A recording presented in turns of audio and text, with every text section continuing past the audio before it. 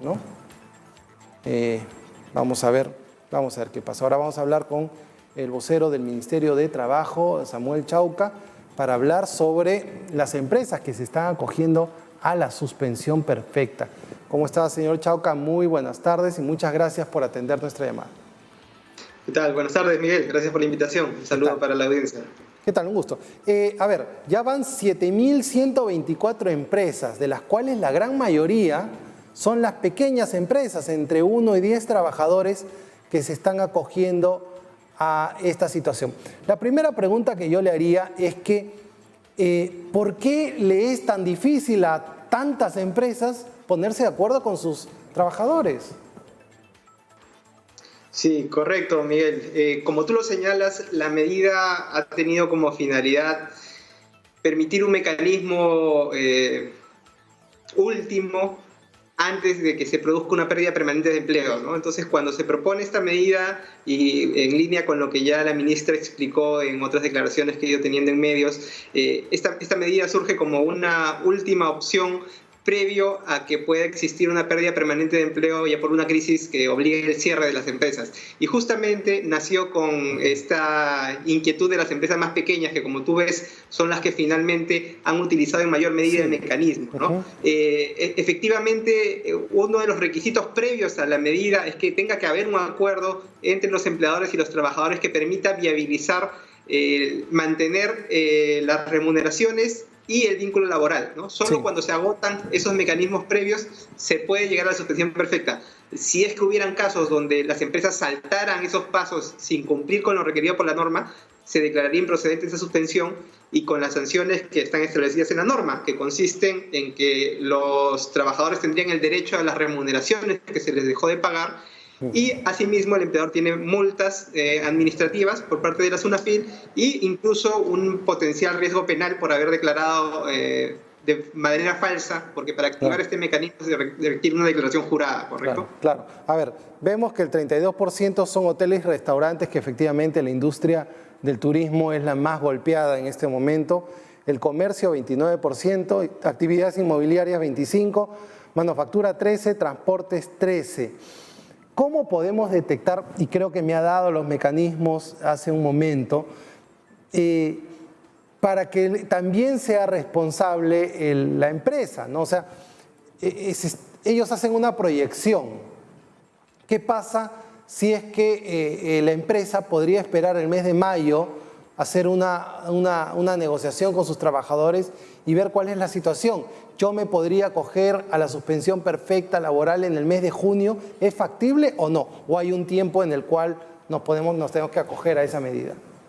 Sí, ahí te comento, Miguel, como tú lo has dicho, al ser un mecanismo último tiene una serie de filtros que se van aplicando para permitir llegar a esa medida luego de que se hayan agotado las anteriores. ¿Cuál es el primer filtro? Lo primero es que la empresa tiene que ver si existe posibilidad o no de dar trabajo remoto, ¿no? Es decir, la primera respuesta que el empleador debe tener es, ok, debido a las medidas de aislamiento que todos conocemos en función a un tema de salud pública originado por el COVID, el trabajador está impedido de acudir al centro de trabajo. La primera opción es que tú le puedas dar trabajo remoto a esa persona, si es que su labor es compatible con que la haga de su casa. Si no se puede eso, se pasa a la siguiente, que es la licencia con goce de haber. Es decir, yo le sigo pagando al trabajador, él no va a prestar su servicio por ahora, pero más adelante puede compensar el tiempo que ha dejado de trabajar y trabaja para mí las horas que no haya laborado.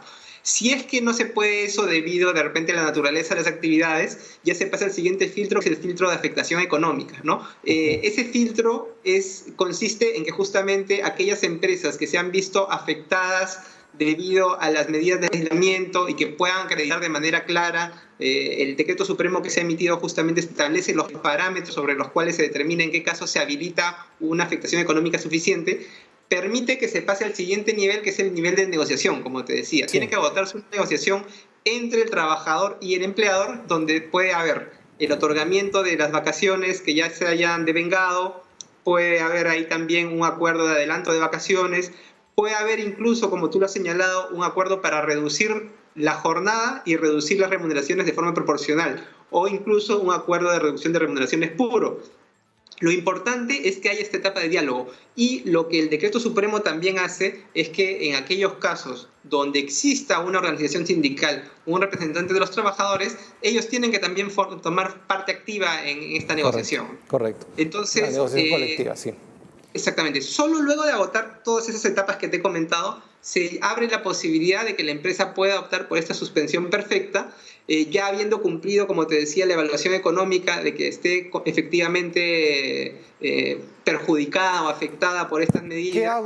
¿Qué hago yo, sí, que soy un trabajador en el cual no llegué a un acuerdo en la negociación, no me dieron la licencia con goce, no se puede hacer teletrabajo?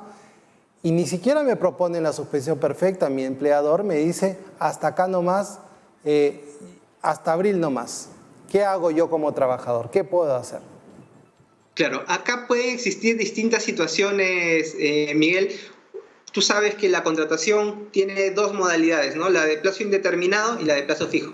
En el caso de las personas que son a plazo indeterminado, cuyo contrato tiene vocación de permanencia, el empleador, la única forma en que deje de pagar remuneraciones es justamente vía este mecanismo de suspensión, ¿no? Aquel trabajador que tiene un vínculo permanente y que no esté recibiendo su remuneración y no esté inmerso en todas las otras opciones que acabamos de hablar, ya estaríamos frente a un incumplimiento de pago, ¿no? Entonces puede acercarse a la SUNAFIL, hacer la denuncia o incluso en vía judicial pedir que se le paguen las remuneraciones que le han dejado de abonar sin ninguna justificación, porque el único mecanismo que habilita al empleador a suspender su obligación de pago es justamente esta suspensión perfecta. Entonces el empleador que quiere dejar de pagar tiene que pasar por este mecanismo, ¿no? Es la única herramienta legal que lo permite. Correcto, doctor. Sí, quería decir algo más. Por supuesto, que comentabas, podría ser no renovación, ¿no? Porque tú sabes que hay también casos de contrataciones que son a plazo fijo, y en aquellos casos donde el contrato venza, lamentablemente esa sí es una causal objetiva de término del vínculo laboral, ¿no? Es decir, esto no responde en principio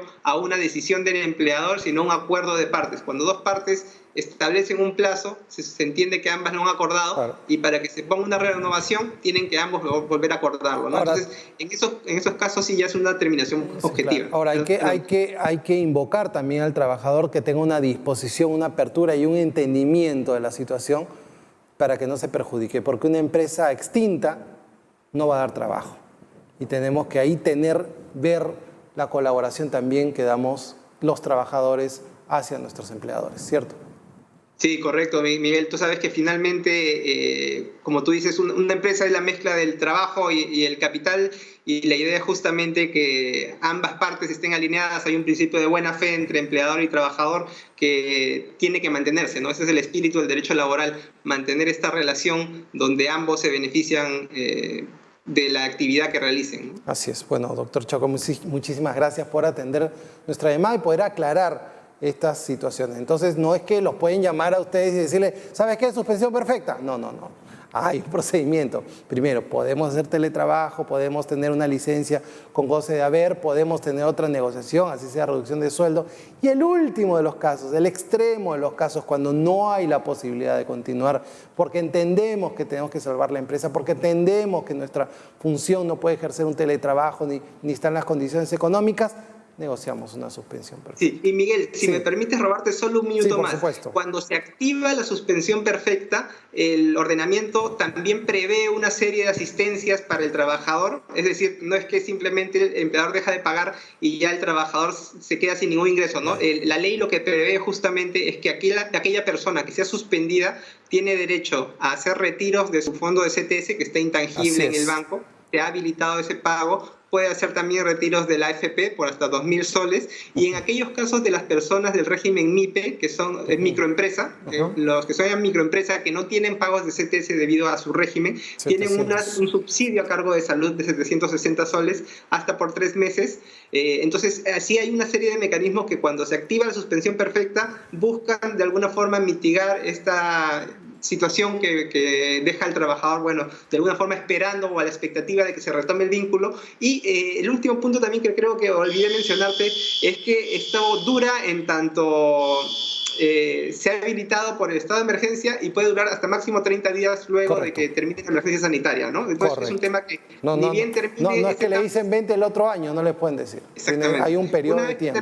ese plazo, tiene que regresar el trabajador con todas las condiciones que tenía antes, ¿no? Entonces, es una pausa, como decíamos, solo en pos de que pueda pasarse esta etapa difícil para todos. Correcto. Doctor Chauca, muchísimas gracias por su atención, por la aclaración.